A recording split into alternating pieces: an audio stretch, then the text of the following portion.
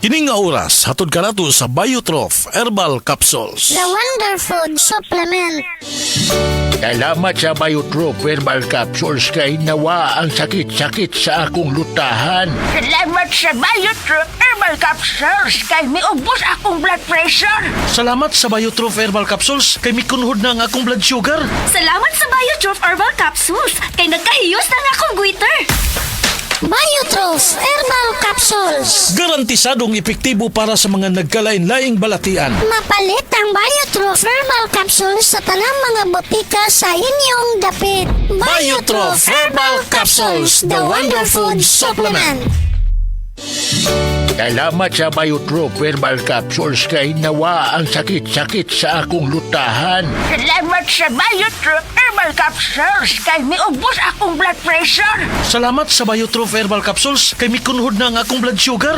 Salamat sa Biotrof Herbal Capsules kay nagkahiyos na nga akong goiter. Biotrof Herbal Capsules. Garantisadong epektibo para sa mga nagkalain-laing balatian. Mapalit ang Biotrof Herbal Capsules sa tanang mga botika sa inyong dapit. Biotrof Herbal Capsules, the Wonder Food Supplement. This newscast is brought to you by Cebu Pacific Air. Book your seat now this Super Seat Fest. Aton pamatian si Sir Jonathan Granada sa Life Extension Philippines para sa Super Fiber. Super Fiber, isa ka di kalidad, epektibo, garantisado ini siya makabiyanan. So fast-acting colon cleansing product sa healthy nga pamaagi para sa matinlo nga colon para mapalayo kita sa risgo kita ang matubuan sang cancer sa colon naton. Mag-inom adlaw-adlaw sang Super Fiber. This is recommended by medical doctor nga product kag ini is exclusively distributed by Life Extension Philippines. The fast-acting colon cleansing product approved by the FDA Philippines para sa masulhay ng pagpamuhin. Super Fiber, mabakal sa mga butika. This news is brought to you by PH Care. Kung sakit ang imong lawas, kayo na'y ipamati. Ayaw kong kagumol, kayo na tayo nahisa o banyag di uman.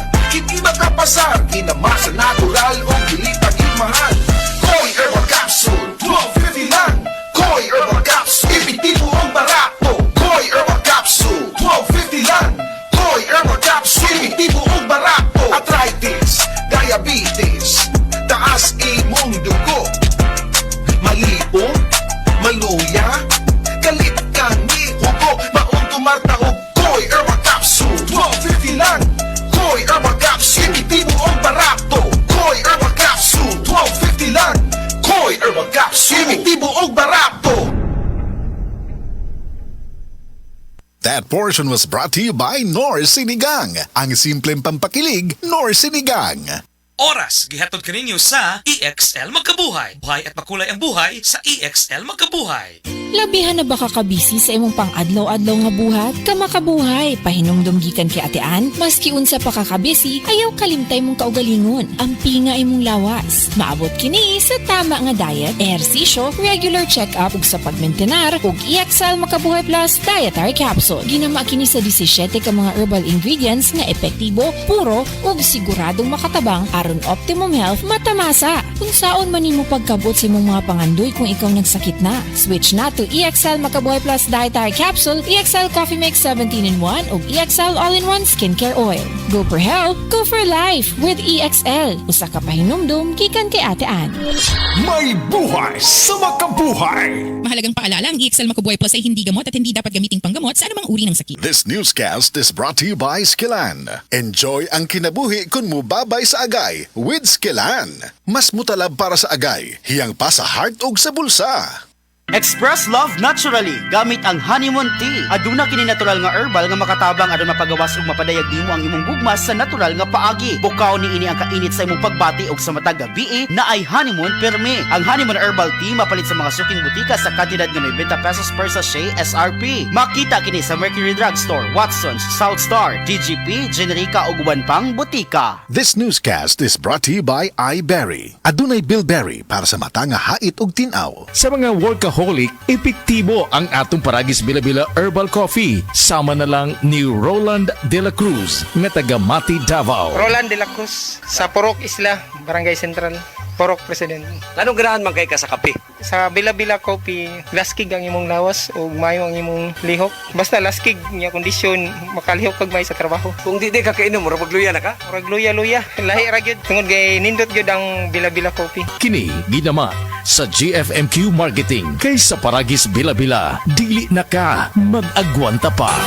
Ako si Radyoman Benji Tanghian, kining balita hatod kanato sa Paragis Bila-Bila Herbal Capsule na ilhan isip herbal nga kapsula nga makatabang og daghang benepisyo sa kalawasan. Mao kini ang all-in-one nga herbal. Makahatag og kaayuhan sa ato ang mga selula sa lawas, makatarong sa nindot nga flow og limpyuhan ang imuhang dugo nga modagkayday sa ato ang kasing-kasing. Alang sa kumpleto nga kombinasyon, gamita lang ang Paragis Bila-Bila Plus Herbal Capsule. Paragis Bila-Bila Herbal Capsule na uban sa pagpangapi sa Paragis Bila-Bila Herbal Coffee ug ang pagpanghaplas sa Paragis Bila-Bila Liniment Oil. Gama sa GFMQ Marketing sa Paragis Bila-Bila dili na ka mag-agwanta pa. Sa dugang kasayuran, tawag lang sa 0935-641-0261. Ang Paragis Bila-Bila mapalit sa Didings Pharmacy sa Manalili Street, Cebu City, Bestway Pharmacy sa Mandawi City, Healthway Pharmacy, JV Butika sa Cebu, Mandawi, Liloan ug Osmeña Boulevard. Mapalit usab sa JY Pharmacy sa 32 Osmeña Building, Osmeña Boulevard, Cebu City. Mga kasama, dapiton ko kamo sa pagpaminaw sa drama nga Budbud ug Bibingka. Matag alas 8 hangtod sa alas 8:30 sa gabi, Lunes hangtod sa adlaw Sabado. Maminaw ta dinhi lang sa DYHP RMN Cebu.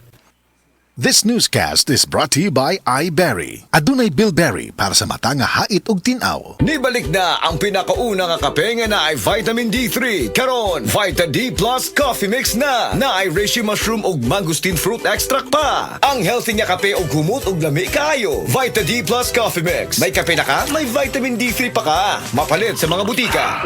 This newscast is brought to you by Revicon Forte. May palagang lakas mo. SED Health Testimonies.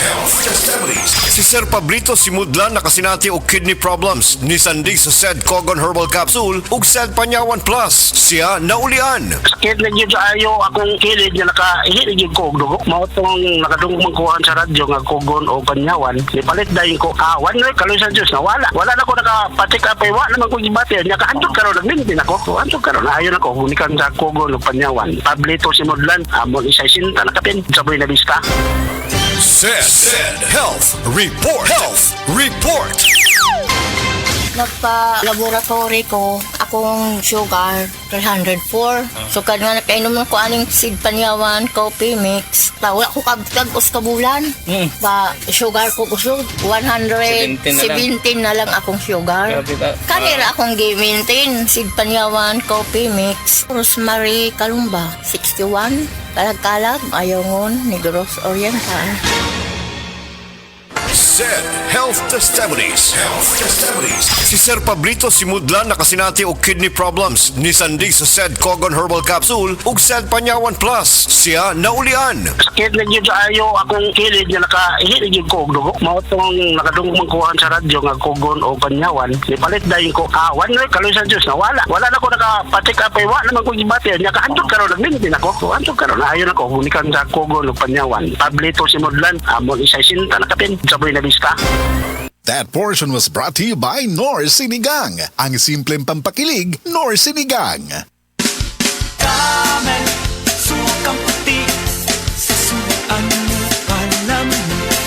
Camel, sukang puti, maunag yun imong mapili. Camel, sukang puti, sasuan mo palamig. Camel, sukang puti, anita na ang sikreto sa lami. Diabetes, usa ka sakit nga lisod ug delikado sa atong mga lawas. Tungod aning pwede ka mamatay sa komplikasyon sa kasing-kasing, kidney, atay, ug uban pang mga vital organs sa atong lawas. Sukla nato ang diabetes. Mag Life Extension Vitamin D3 na mo. Rekomendado sa mga medical doctors. Mapalit sa mga butika. Pagbasa sa 10 kabanata ng Aklat ni Juan, ang talinhaga tungkol sa pastol, talata 1-42. Pakatandaan ninyo, ang pumapasok sa kulungan ng mga tupa nang hindi sa pinto nagdaraan kundi umaakyat sa di dapat pagdaanan ay magnanakaw at tulisan. Ang tunay na pastol ay sa pintuan nagdaraan. Pinapapasok siya ng gwardya at pinapakinggan ng mga tupa ang kanyang tinig. Tinatawag niya ang kanyang mga tupa sa kanilang pangalan at inilalabas sa kulungan.